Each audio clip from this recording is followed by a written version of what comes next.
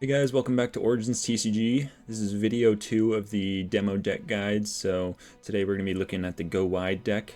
And as the name suggests, this deck's all about kind of spreading yourself out across the board and getting coverage and being oppressive that way. So we've got cards like 3 Blind Mice that when it dies it duplicates 2 other mice. So kill the first mice, the 2 other spawn.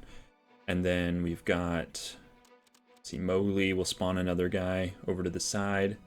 Honestly, I guess that's kind of as wide as it gets. The 3 little pigs, that's the main thing, I guess, is the legendary. The 3 little pigs, you start with 3 1/1 cards that they've got to deal with. And then once you actually use the card itself, you spawn 3 4/4 trample cards. So that's the, I would say, the majority of the go wide part of it. But like I said, also 3 Blind Mice and Mowgli get a little bit of extra coverage on the board, and then from there it's a lot about buffing. So got like Fairy Godmother will give someone 3/3, so 3 attack and 3 health when she spawns in. Little John, if you guess correctly, he'll go up to a 6/6 rather than just 4/4. And then if you get Beast out early, it's a good card to play early, like I said, because as you play other cards, he goes up 1/1 for each card you play. And then Scarecrow right now is kind of one of maybe 2 ways of having draw, which is always important to have a way of drawing more cards so you don't run out, and also so you can get the cards you want early, ideally. And then the rest of the cards, like I said, the spells are pretty basic. Axe Throw, Bullseye are kind of staples in these decks. And then Heroic Charge, if you're able to, get good coverage across the board, Heroic Charge will give everyone 2 damage and trample, so that's kind of a good finishing card to use. And then from there, Rue doesn't really make a ton of sense to me. He's kind of just in there.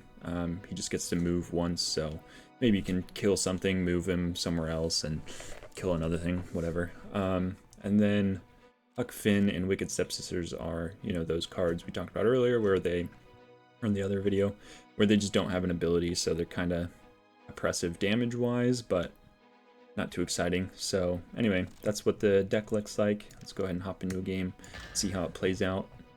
But yeah, when you're playing this deck, your goal, I would say, is just to be as oppressive as you can in terms of covering as much space as you can. So you don't really want to be trading too often, 1 for 1. All right, we got our opponent. Looks like John Zen, probably a bot, but that's okay. It's like we're Red Riding Hood for the day, or just red, against Puss in Boots. Alright, so for this one, I at least have a card I can play early. I don't want Heroic Charge for sure. That's not a card I would play till like way later, I would say. It's pretty rare for you to play that round 5 unless you get... Yeah, I don't think you would ever play it that early, honestly, but let's see, Fairy Godmother might take, but at the same time it would be good to have 1 more card.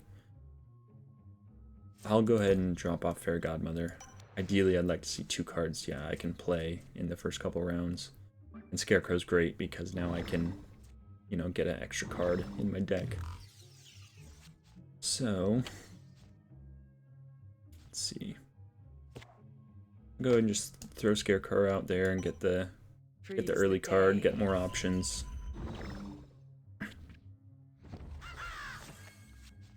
Alright, so there's that Heroic Charge I didn't really want, but that's okay. So he doesn't kill any of my pigs, which is pretty good for me. So I do want to be efficient, so I'll go ahead and use Wicked Stepsisters, but I also kind of wanted 3 Blind Mice to die there. But let's see, they're not evil. Oh, they are evil. That's pretty good. So we'll do that.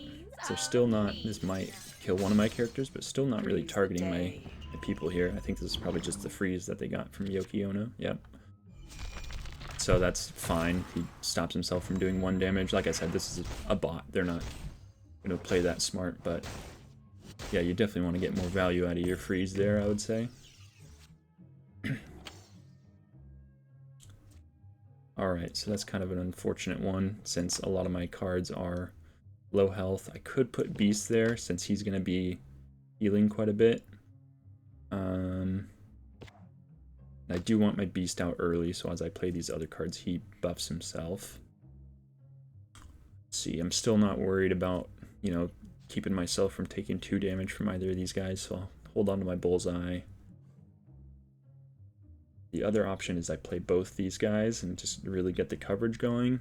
But like I said, that kind of leaves me in a place where I can't buff my beast as much, so probably just do that. Again, I mean, that's at least someone who does more damage, but yeah, it doesn't really stop me from doing much. He does have Death Touch, so a little bit annoying to get rid of. That might be a good bullseye option. Okay. So let's see. I think I definitely should just, yeah, bullseye that, do this there, and this here. That way this dies, they both spawn there and then die immediately, so maybe that's not really worth it. Let's go that there, this here. Yeah, so I don't really want my 3 blind mice or the 2 mice that spawn from that mouse to die right after the round. So I know they'll survive here, and then maybe once they eventually do die, it'll be because some of those other cards down here die, and then you can fill those slots rather than these ones. So yeah, like I said, I want to buff up Beast there so he kind of becomes oppressive by himself. And let's see if they got better spell usage this time. Okay, that's not bad. I think this will randomly target, so hopefully it doesn't go for the Beast. Okay, that's fine.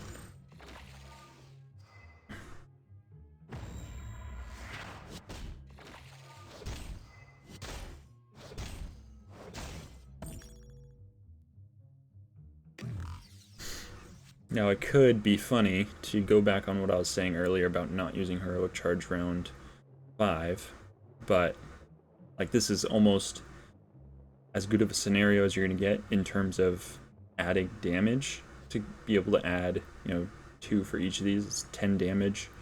That's pretty good, but most of them will only be 3 or 4 damage, so yeah, even still I'm not going to do that. But I don't really have too much else to do, so go ahead and just do this. And this is the problem with this deck that I don't love, is like these cards kind of feel useless to buff with a 3/3. Could just keep Beast going, but that kind of just makes it a target to be destroyed with like a deck or a Dark Omen if he has it. I'm gonna do one of the. I'll do this guy. He still has his move. And I don't want to do these guys, just in case someone plays Poison or an evil character there. Then those get Death Touch, so the nerf will, or the buff will not do that much. But now at least this guy's pretty strong and I can move him around a little bit.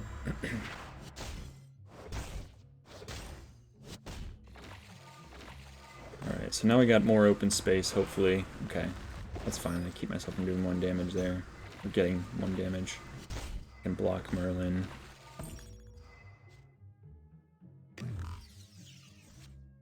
Alright.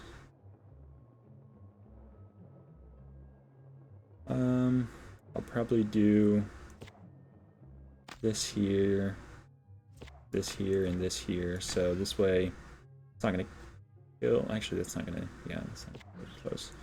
So maybe a little bit pointless to do that. I was thinking the bullseye plus mouse would kill him, but that's only 4. Yeah, I'd probably just hold on to my spells here.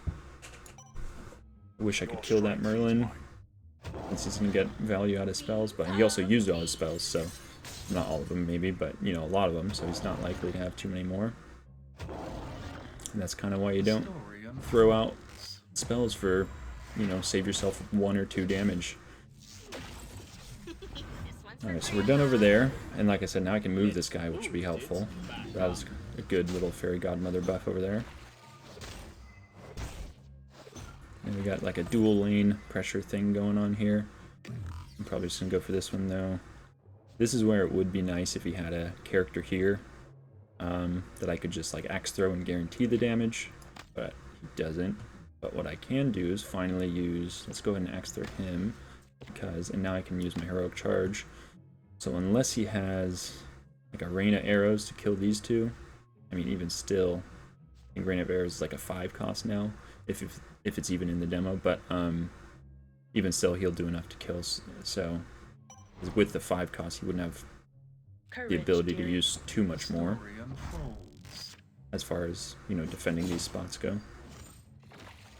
Alright, so that should be good. That should be game. Like I said, I want to have some stronger and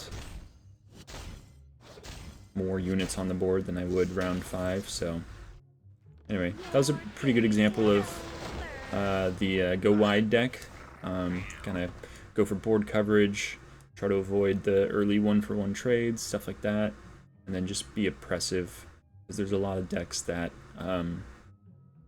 don't have the ability to put out that many cards. You know, if I have to use like a 3 or 4 cost to block your 1/1 pig, that's all I can do that round, so I'm getting chip damage from all different sides, because me in this case, or whoever's using the go wide deck, is able to, you know, just cover the board with little bits of damage here and there. So anyway, that's the go wide deck. Thanks for watching, and I'll see you guys in the next one.